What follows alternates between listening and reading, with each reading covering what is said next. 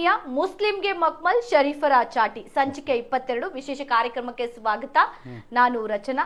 ನಮ್ಮ ಜೊತೆಗಿದ್ದಾರೆ ಆರ್ಟಿಐ ಕಾರ್ಯಕರ್ತರು, ಜೊತೆಗೆ ಸಾಮಾಜಿಕ ಹೋರಾಟಗಾರರಾದಂತಹ ಶರೀಫ್ ಸರ್ ಕಾರ್ಯಕ್ರಮಕ್ಕೆ ಸ್ವಾಗತ. ಸರ್, ಈಗ ಕಳೆದ ಸಂಚಿಕೆಯಲ್ಲಿ ನಾವು ಮಾತಾಡ್ತಾ ಇದ್ದೋ ಒಂದು, ಈಗ ಮೈಸೂರಿನ ವಕ್ಫ್ ಆಫೀಸರ್ ಏನಿದೆ ಅವ್ರ ಬಗ್ಗೆ ಬಹಳಷ್ಟು ಆರೋಪಗಳು ಕೇಳಿ ಬರ್ತಾ ಇದೆ.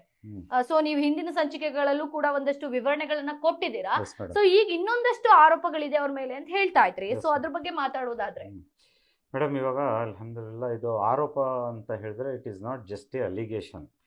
ಇವ್ರು ಏನೇನ್ ಇರ್ರೆಗ್ಯುಲೇಟೀಸ್ ಮಾಡವ್ರೆ, ಇವ್ರ ಕಡೆಯಿಂದ ಏನೇನ್ ಇವ್ರು ಸೈನ್ ಮಾಡವ್ರೆ, ಏನೇನ್ ಇವರು ನಮ್ಗೆ ಯಾಮರ್ಸವ್ರೆ, ನಮ್ ಡಾಕ್ಯುಮೆಂಟ್ಸ್ಗೆ ಪಕ್ಕಾ ಮಡಿಕ್ಬಿಟ್ಟು ಏನೇನ್ ಸುಳ್ಳು ಮಾಹಿತಿಯನ್ನು ಮೇಲ್ಗಡೆ ಕೊಟ್ಟವ್ರೆ, ನಾನು ಆ ದಾಖಲೆ ಮಡಿಕೊಂಡು ಫ್ಯಾಕ್ಟ್ಸ್ ತೋರಿಸಿರೋದು. It is not a mere allegations, ಇದು ಆರೋಪ ಇಲ್ಲ. ಸೊ ಇದು ಕ್ಲಿಯರ್ ಆಗಲಿ. ಸೊ ಇವ್ರು ಏನ್ ಮಾಡವ್ರೆ ಅಂತ ಹೇಳಿದ್ರೆ, ಇವಾಗ ನಮ್ಮ ಕೈನಲ್ಲಿ ಇಶ್ಯೂಸು ಇವ್ರ ಬಗ್ಗೆ 5-7 ಇಶ್ಯೂಸ್ ಇದೆ. ಅದ್ನಲ್ಲಿ ಒಂದು ಸೀರಿಯಸ್ ಆಗಿ ಇಶ್ಯೂ ಹೇಳ್ತೀನಿ. ಸುಮಾರು ಇವಾಗ ಒಂದು 5-6 ತಿಂಗಳಿಂದ ಮೈಸೂರಿಗೆ ಸಂಬಂಧಪಟ್ಟಿದ್ದು, ಮೈಸೂರು ಸಿಟಿ, ಮೈಸೂರು ಡಿಸ್ಟಿಕ್ ಇಲ್ಲ, ಮೈಸೂರು ಸಿಟಿನಲ್ಲಿ ಆಮೇಲೆ ಡಿಸ್ಟಿಕ್ ನಲ್ಲಿನೂ ಒಂದು ಕೆಲಸ ನಡೀತಾ ಇದೆ. ಸುಮಾರು 6 ಕೆಲಸ ನಡೀತಾ ಇದೆ. Construction works Mysuru district advisory committee ಒಳಗಡೆ ನಡೀತಾ ಇದೆ. ಇನ್ನೊಂದು ಮಂಡ್ಯನಲ್ಲಿ ಗಂಜಾಂನಲ್ಲಿ ನಡೀತಾ ಇದೆ, ಶ್ರೀರಂಗಪಟ್ಟಣದಲ್ಲಿ. ಗಂಜಾಂನಲ್ಲಿನೂ ನಾವು ಅಫಿಷಿಯಲ್ ಆಗಿ ಎಲ್ಲ ಬರ್ದಿದ್ದೀವಿ, ಎಲ್ಲ ಕೊಟ್ಟಿದ್ದೀವಿ, ಅಬ್ಜೆಕ್ಷನ್ಸ್ ಎಲ್ಲ ರೈಸ್ ಮಾಡಿದ್ದೀವಿ. ಅದರದ್ದು ಒಂದು ಸ್ವಲ್ಪ ಇಶ್ಯೂ ಇರಲಿ. ಇವಾಗ ಮುಂದೆ ಇವಾಗ ನಾನು ಮೈಸೂರು ಸಿಟಿಗೆ ಸಂಬಂಧಪಟ್ಟಿದ್ದು ನಾವು ಬರ್ದ್ ಕೊಟ್ಟಿದ್ದೀವಿ. 5 ಜಾಗ ಇದೆ. ಏನಂತ ಇವ್ರು ತಿಳ್ಕೊಂಡು ಇವರು ಅವಾಯ್ಡ್ ಮಾಡ್ತವ್ರೆ. ಆ ಕೆಲ್ಸಕ್ಕೆ ಎಲ್ಲ ಒಂದು ದಾಖಲೆ ಇಲ್ಲ. ಬೋರ್ಡ್ ಇಂದ, ಬೆಂಗಳೂರು ಬೋರ್ಡ್ ಆಫ್ ಔಕಾಫ್ ಇಂದ ಪರ್ಮಿಷನ್ಸ್ ಬೇಕು, ಪರ್ಮಿಷನ್ಸ್ ತಗೊಳ್ಳಲ್ಲ. ಮೈಸೂರು ಸಿಟಿನವರು ವಕ್ಫ್ ಬೋರ್ಡ್ನವರು ಪರ್ಮಿಷನ್ ಕೊಡಬೇಕು, ಪರ್ಮಿಷನ್ ಕೊಡಲ್ಲ. ಈ ಕನ್ಸ್ಟ್ರಕ್ಷನ್ ಜಾಗದಲ್ಲಿ ಇವರು ಕನ್ಸರ್ನ್ಡ್ ಅಥಾರಿಟೀಸ್ ಇಂದ ಕನ್ಸ್ಟ್ರಕ್ಷನ್ ಲೈಸೆನ್ಸ್ ತಗೋಬೇಕು, ಅಲ್ಲಿ ತಗೊಳ್ಳಲ್ಲ. ಯಾವ ರೀತಿಯಿಂದ ಏನ್ ನಡೀತೈತೆ ಇಲ್ಲಿ ಇದೆಲ್ಲ ನೋಡೋರು ಕೂತ್ಕೊಂಡ್ ಜಾಗದಲ್ಲಿ ತಗೊಂಡು ಹೋಗಿ ನಾವು ಮುಷ್ತಾಕ್ ಸಾಹೇಬ್ರಿಗೆ ಹೇಳಿದೀವಿ, ಬರ್ತ್ ಕೊಟ್ಟಿದೀವಿ, ಹಿಂಗ್ ನಡೀತೈತೆ, ಅವ್ರ ಹತ್ರ ಲೈಸೆನ್ಸ್ಗಳು ಇಲ್ಲ ಅಂತ. ಏನ್ ಅವಾಗ ಹೇಳ್ತಾನೆ ಇರ್ತೀನಿಲ್ಲ, ಕಿವಿ ಮೇಲೆ ಮೊಯ್ನು ಹೋಗಲ್ಲ ಇವರಿಗೆ. So what are their intentions? ಅಲ್ಲ, ಯಾವುದೇ ಪರ್ಮಿಷನ್ ಇಲ್ದೇನೆ ಇವ್ರು ಯಾವ ರೀತಿಯಾಗಿ ಕನ್ಸ್ಟ್ರಕ್ಷನ್ಸ್ ಮಾಡಿಸ್ತಾ ಇದ್ದಾರೆ ಅಂತ. ಅದೇ, ಇಲ್ಲಾಂದ್ರೆ ಅವ್ರಿಗೆ ಏನೋ ಸಂಬಂಧ ಇರ್ಬೋದು, ಇಲ್ಲಾಂದ್ರೆ ಬ್ಲಡ್ ರಿಲೇಷನ್ ಇರ್ಬೇಕು, ಇಲ್ಲಾಂದ್ರೆ ಇವ್ರ ಅಪ್ಪಂದಿರೋದು ಆಸ್ತಿ ಇರ್ಬೇಕು, ಅಷ್ಟೇ. ಜನ ಸೇವಾಗಿ ಕೂತಿದ್ದೀನಿ ನಾನು, ಅಫಿಷಿಯಲ್ ಡ್ಯೂಟಿಗೆ ಕೂತಿದ್ದೀನಿ ನಾನು. ಇವ್ರ ತಲೆಗೆ ಯಾವ ಕಾರಣಕ್ಕೂ ಗೂಬೆಗಳು ಕೂತ ಇದೆ ಇವ್ರ ತಲೆ ಮೇಲೆ. ಈ ರೀತಿಯಿಂದ ಬಂದ್ ಹೇಳ್ತಾ ಇದ್ದೀನಿ ಅಂತ ಹೇಳಿದ್ರೆ ಆ ರೀತಿಯಿಂದ ಅಕ್ರಮಗಳು ಮಾಡ್ತಾವ್ರೆ. ಇವ್ರ ಅಂಡರ್ ಹಿಸ್ ನೋಸ್ ಮಾಡಿ ಸರಿಪಡಿಸಿ ನೀವು ಆರ್ ಫ್ಲೋರ್ಸ್ ಕಟ್ಟಿ ಬೇಡ ಅಂತ ನಾನು ಹೇಳ್ತಾ ಇಲ್ಲ. ಏನೇನ್ ಮಾಡ್ತೀರಿ ಮಾಡಿ, ಲೆಟ್ ದೇರ್ ಬಿ ಡಾಕ್ಯುಮೆಂಟ್ಸ್. ಇಲ್ಲಾಂದ್ರೆ ಒಂದು ಉದಾಹರಣೆ ಇದೆ ಅಲ್ಲ, ಏನ್ ನಡೀತೈತೆ ನಾರ್ತ್ ಇಂಡಿಯಾನಲ್ಲಿ ನೀವು ಏನ್ ಮಾಡ್ಕೊಳ್ತಾ ಇದ್ದೀರಾ? ಇಷ್ಟು ವರ್ಷ ಗಂಟ ನೀವು ಇಂಥದ್ದೇ ಅಕ್ರಮಗಳು ಮಾಡಿ ಅಲ್ಲಲ್ಲಿ ನಡೀತಾ ಇರೋದು. ಲಾಸ್ಟ್ ನಲ್ಲಿ ಸುಪ್ರೀಂ ಕೋರ್ಟ್ ನಲ್ಲಿ ಇವಾಗ ಒಂದು ನಿಂತೈತೆ, ಬಿಕಾಸ್ ಸಮಥಿಂಗ್ ಏನೋ ರಾಂಗ್ ಹೋಗ್ಬಿಟ್ಟೈತೆ, ಸರಿಪಡಿಸ್ಕೊಳ್ಳಿ ಅಂತಾನೆ ಏನೋ ಸುಪ್ರೀಂ ಕೋರ್ಟಿನಿಂದ ಒಂದು ಆದೇಶ ಆಗೈತೆ.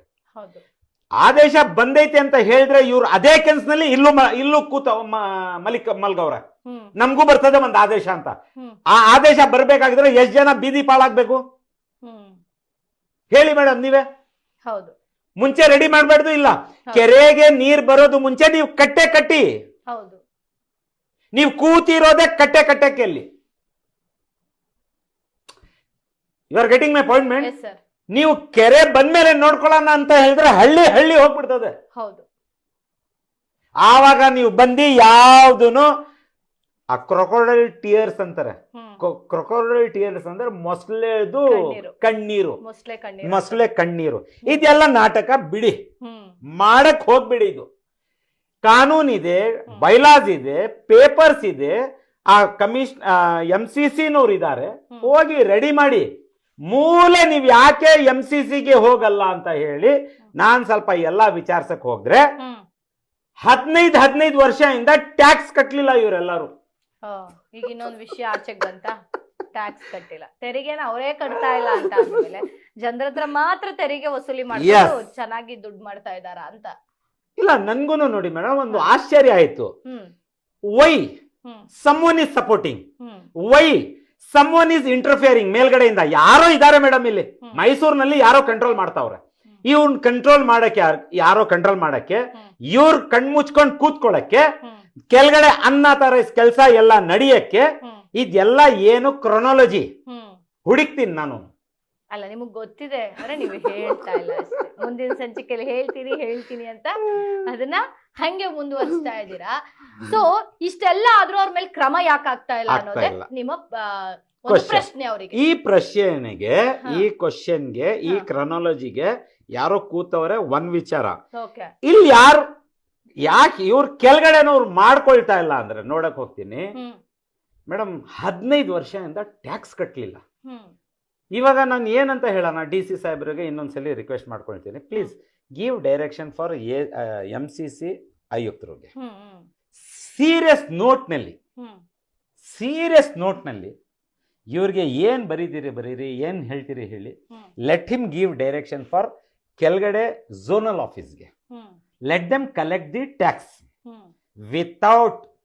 ವಿತೌಟ್ ಮೀನ್ಸ್ ವಿತೌಟ್ 1 ಪೈಸಾನು ಮಾಫ್ ಮಾಡಕ್ ಹೋಗ್ಬಿಡಿ ಇವ್ರಿಗೆ. ಇಲ್ಲ ಅಂದ್ರೆ ಯಾರೋ ಫೋನ್ ಮಾಡ್ತಾನೆ ಅಲ್ಲಿಂದ, 1,20,000 ಆಗ್ಬಿಡ್ತದೆ. ಇದು ಗಂಭೀರ ಆರೋಪ, ಇದು ನಡೆದೈತೆ. ತೋರಿಸಿ ಅಂದ್ರೆ ತೋರಿಸ್ಬಿಡ್ತೀನಿ. ತೋರಿಸಿ, ನಮಗ್ ಬೇಕಾಗಿಲ್ಲ. ಇಲ್ಲ, ಇಲ್ಲಿ ತೋರ್ಸಲ್ಲ, ಅಲ್ಲಿ ತೋರಿಸ್ತೀನಿ ಬೇಕಾದ್ರೆ. DC ಆಫೀಸ್ನಲ್ಲಿ ನನ್ಗೆ ಇನಿಷಿಯೇಟ್ ಮಾಡ್ಲಿ ಒಂದು ಇನ್ಕ್ವೈರಿಗೆ, ಅಲ್ಲಿ ತೋರಿಸ್ತೀನಿ. 1,20,000 ಕಲೆಕ್ಟ್ ಮಾಡಿ ಎಲ್ಲ ಚುಕ್ತಾಯ ಮಾಡಿ ಕೊಟ್ಟವ್ರೆ ಝೋನಲ್ ಆಫೀಸರ್ಸ್ ನಲ್ಲಿ. ಯಾರ್ದೋ ಫೋನ್ ಮೇಲೆ, ಅಲ್ಲೂ ಯಾರೋ ಹಿಂದೆ ಇದ್ದಾರೆ. ಪೂರ್ತಿ ಮೈಸೂರು ಸಿಟಿಗೆ, ಡಿಸ್ಟಿಕ್ಗೆ ಇದ್ದಾರೆ. ಎಲ್ಲ ನೋಡ್ತಾವ್ರೆ, ಚೆನ್ನಾಗಿದೆ. ಅದೇ ಯಾರೋ ಹೇಳ್ತಾ ಇದ್ರು, ಬೇಲಿ ಹೊಲ ಮೇಯ್ದು ಬೇಲಿ ದಾಟಿ ಹೊಲ ಮೇಯ್ದಂಗ ಆಯ್ತು ಇದು. ಹೌದು, ಯಾರೋ ಹೇಳ್ತಾ, ಕನ್ನಡದಲ್ಲಿ ನಾನು ಸ್ವಲ್ಪ ಸರಿಗಿಲ್ಲ ಅನ್ನೋದಕ್ಕೆ ನಾನು ಹೇಳಕ್ ಆಗಲ್ಲ, ಯಾರೋ ನನಗೆ ಹೇಳ್ತಾ ಇದ್ರು ದೊಡ್ಡವರು, ಹಿಂಗಾಗ್ಬಿಟ್ಟೈತೆ ಅನ್ನೋ ಅಲಿಮುಲ್ಲಾ ಶರೀಫ್ ಇದು ಅಂತ. ನೋಡಿ ಸರ್ ಹೆಂಗಿದೆ ಅಂತ. ಈಗ ಬೇರೆಯವರು ತಪ್ಪು ಮಾಡಿದ್ರೆ ಅದನ್ನ ಸರಿ ಮಾಡಕ್ ಅಧಿಕಾರಿಗಳಿರ್ಬೇಕು. ಇಲ್ಲ, ಅಧಿಕಾರಿಗಳೇ ತಪ್ಪು ಮಾಡ್ತಾವ್ರೆ.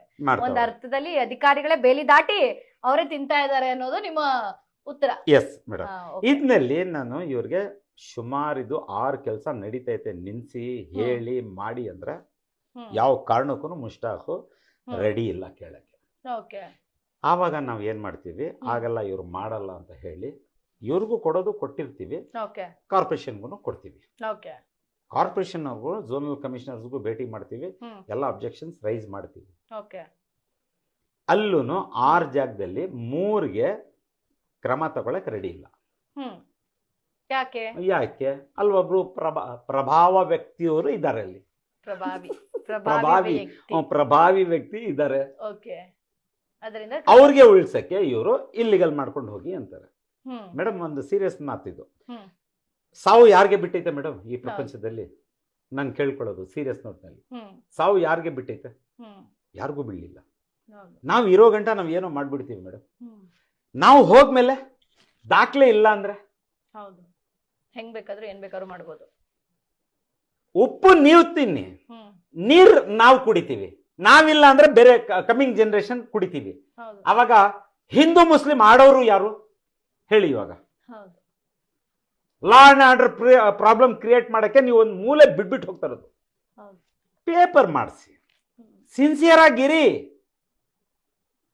ಜನ ಪರವಾಗಿ ಎದರ್ಕೊಂಡು, ದೇವರಿಗೆ ಎದರ್ಕೊಂಡು ಮಾಡಿಸಿ, ನಿಮ್ ಕೈನಲ್ಲಿ ಇದೆ. ನಾವು ಅದೇ ನಾವು ಹೇಳೋದು.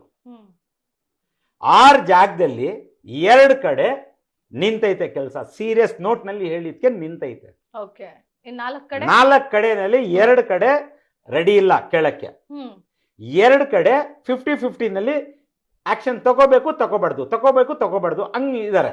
ಓಕೆ, ಇದೆಲ್ಲ ನಾನು DC ಸಾಹೇಬ್ರಿಗೆ ಮನವಿ ಏನ್ ಮಾಡ್ಕೊಳ್ತಾ ಇದ್ದೀನಿ, ಸ್ವಲ್ಪ ದಯವಿಟ್ಟು ಇದೆಲ್ಲ ನೋಡಿ. ಆನ್ ರೆಕಾರ್ಡ್ ನಲ್ಲಿ ಇದೆ, ನಿಮ್ಗೂ ನಾನು ಬರ್ದಿದ್ದೀನಿ ಇಂಥದ್ದೆಲ್ಲ ನಡೀತಾ ಇದೆ ಅಂತ. ಸ್ವಲ್ಪ ನಿಮ್ ಕೆಳಗಡೆ ಅಧಿಕಾರಿ ಅವ್ರಿಗೆ ಸ್ವಲ್ಪ ಸೀರಿಯಸ್ ನೋಟ್ ನಲ್ಲಿ ಆಕ್ಷನ್ ಪ್ಲಾನ್ಗೆ ಹೋಗಿ ಅಂತ ನಾನು ಮನವಿ ಮಾಡ್ಕೊಳ್ತೀನಿ. ಓಕೆ, ಈಗ ಇದ್ರ ಜೊತೆಗೆ ಇನ್ನೊಂದು ವಿಚಾರ ನೀವು ಹೇಳ್ತಾ ಇದ್ರಿ, RTI ವಿಚಾರ. ಸೊ RTI ನಲ್ಲಿ ನೀವೇನಾದ್ರೂ ಫಸ್ಟ್ ಅಪೀಲ್ ಕೇಳಕ್ ಹೋದಾಗ ಹೆಂಗೆ 3 ತಿಂಗಳು 4 ತಿಂಗಳು ಅಲ್ದಾಡ್ಸೋದು, ಆಮೇಲೆ ಉತ್ತರ ಕೊಡಿ ಅಂತ ಹೇಳ್ತಾರೆ ಅಂತ ನೀವು ಹೇಳ್ತಾ ಇದ್ರಿ. ಸೊ ಯಾಕೆ ಈ ಉದ್ದೇಶ ಇಟ್ಕೊಂಡು ಈ ರೀತಿ ಅಲ್ದಾಡಿಸ್ತಾರೆ? ಕೇಳೋದು ನಮ್ ರೈಟ್ಸ್, ಅಂದ್ರೆ ನೀವು ಕೇಳ್ತಿದ್ರ ಕೊಡ್ಬೇಕಾಗಿರೋದು ಅವ್ರ ಕರ್ತವ್ಯ, ಯಾಕೆ ಅದನ್ನು ಅವ್ರು ಸರಿ ಮಾಡ್ತಾ ಇಲ್ಲ? ಉದಾಹರಣೆ ಹೇಳ್ಬೇಕಾದ್ರೆ 1 ವರ್ಷದಿಂದ ಇದೆ ಹೀಗೆ ನಡೀತೈತೆ. ಉದಾಹರಣೆ ಹೇಳ್ಬೇಕಾದ್ರೆ ಬೆಸ್ಟ್ ಎಕ್ಸಾಂಪಲ್ ಇವತ್ತಿಂದ 8 ದಿವಸ ಮುಂಚೆದು ಮಾತು ಹೇಳ್ತಾ ಇದ್ದೀನಿ. ಮುಷ್ತಾಕ್ ಸಾಹೇಬ್ರೆ ಫಸ್ಟ್ ಅಪೀಲೇಟ್ ಅಥಾರಿಟಿ, ಅವ್ರ ಮುಂದ್ಗಡೆ ಕೂತಿದ್ದೀವಿ. ಆ 7 ತಿಂಗಳ ಮೇಲೆ ಅವರು ಕೂತವ್ರೆ. ಮುಷ್ತಾಕ್ ಸಾಹೇಬ್ರು 3 ಹಿಯರಿಂಗ್ ಮಾಡವ್ರೆ. ನಾನ್ ಕೇಳ್ದೆ ಅವ್ರಿಗೆ, ಪ್ರಾವಿಷನ್ಸ್ ಇದೆ ಏನು RTI ಆಕ್ಟ್ ನಲ್ಲಿ 3-4 ಸಲ ನೀವು ಮುಂದ್ಗಡೆನವ್ರಿಗೆ ಚಾನ್ಸ್ ಕೊಡಕ್ಕೆ ಸುಮ್ ಕೂತಿರ್ತಾರೆ, ಉತ್ತರ ಕೊಡಲ್ಲ. ಆಮೇಲೆ ನಾನು ಹೇಳ್ದೆ 7 ತಿಂಗಳು ಆಗೈತೆ ಅಲ್ಲ, 7 ತಿಂಗಳ ಮೇಲೆ ನೀವು ಇನ್ನೊಂದ್ಸಲಿ ಇದು 4ನೇ ಅಪೀಲ್ಗೆ ಕೂತಿದ್ದೀರಲ್ಲ, ಉತ್ತರ ಕೊಡಲ್ಲ. ಆ ಮುಂದ್ಗಡೆನವನು PIO ಅವನು ಬರಲ್ಲ, ಅವನ್ ಮ್ಯಾನೇಜರ್ಗೆ ಕಳಿಸ್ತಾನೆ. ಹೆಂಗಿದೆ ನೋಡಿ, ಯಾರು PIO ಬರಲ್ಲ, PIO ಅಂತ ಯಾರು ಇರ್ತಾನೆ ಅವನ್ ಬರಲ್ಲ. ಬಿಕಾಸ್ ಅಲ್ಲೊಂದು ರಹಸ್ಯ ನಡೀತೈತೆ, ಒಳ ಒಪ್ಪಂದಗಳು ನಡೀತಾ ಇವೆ. ಆ ರಹಸ್ಯನು ನಾನು ಮುಂದ್ಗಡೆ ವಿಡಿಯೋಸ್ ನಲ್ಲಿ ಹೇಳ್ತೀನಿ. Just remember this point.